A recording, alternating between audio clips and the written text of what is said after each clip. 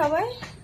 অনেক দিন পর ভয়েসে এসেছি, প্রায় 3-4 দিন পর, কারণ ভাইফোঁটার দিন একটু গেছিলাম বেড়গুড়ি করতে, তো সেখান থেকে আজকে ফিরেছি বাড়ি সকালে।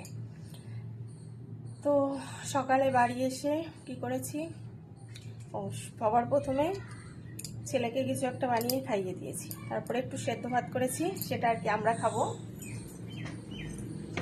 সেদ্ধ ভাত আর মাছ ভাজা করেছি, সেটা করার পরে করেছি দুপুরে আর রাত্রের জন্য রান্না করে।